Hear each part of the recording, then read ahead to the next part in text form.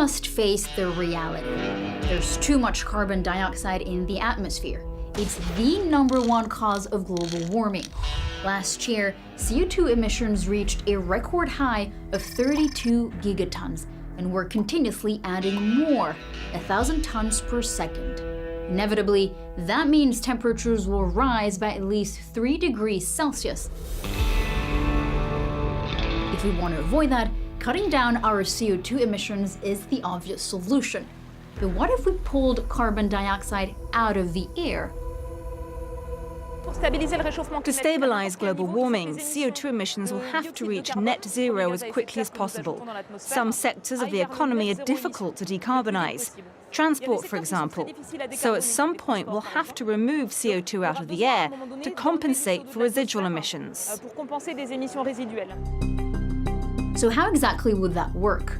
To start, soil, the ocean, and forests naturally absorb carbon dioxide, as plants rely on sunlight and CO2 to grow.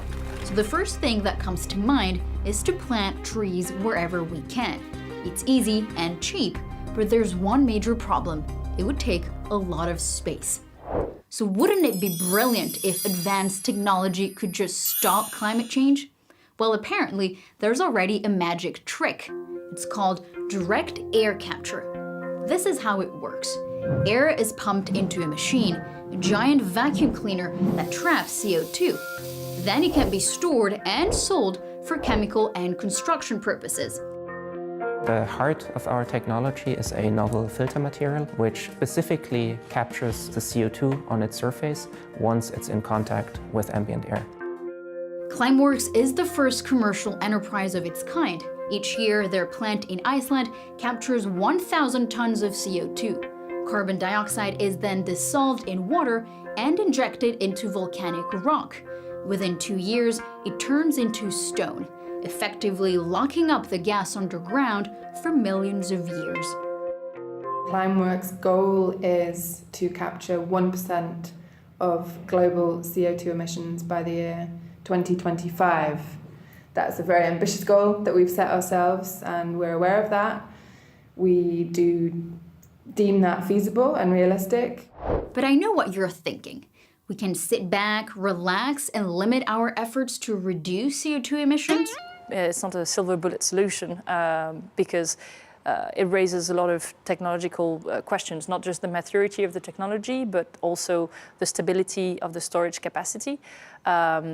And it's simply not feasible for these technologies to replace us doing full efforts on decarbonizing our economies. Carbon capture technologies come with a hefty price tag, which explains why their development has been slow. At Climeworks, it costs between $600 to $800 to remove 1 ton of CO2. For it to be profitable, it would have to cost $100 per ton. Everyone is trying to make something out of this environmental headache, and one scientist may have hit the jackpot. Harvard professor Daniel Nocera has found a way to turn CO2 into something useful, using a small leaf that mimics natural photosynthesis. He joins us on the program to talk about his invention that could change the world.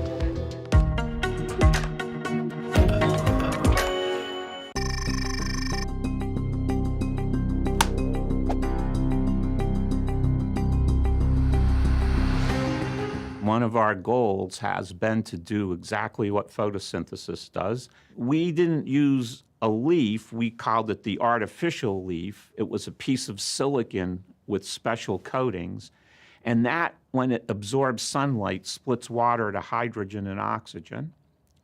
And then we took the hydrogen and fed it to a bacteria that breathes in the carbon dioxide and makes liquid fuel.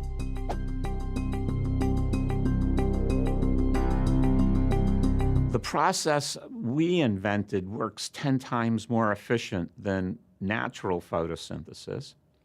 So in principle, you could make liquid fuels. We have made liquid fuels in the lab, things like petrol or diesel, and you could burn them just like any petrol or diesel. So that really works.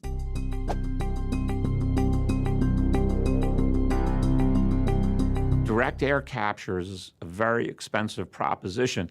But if you have bacteria and they're in a large area, just like any plant, they can do the CO2 capture for you. Therefore, using biology and the natural processes of biology to do carbon dioxide air capture, that's actually much cheaper than technologically trying to do CO2 capture. Technological and industrial progress, the big culprits of CO2 levels, could turn out to be our greatest allies. But we can't miss the bigger picture. Above all, we must continue reducing our greenhouse gas emissions, and new technologies are not an excuse for us to keep polluting with no end in sight.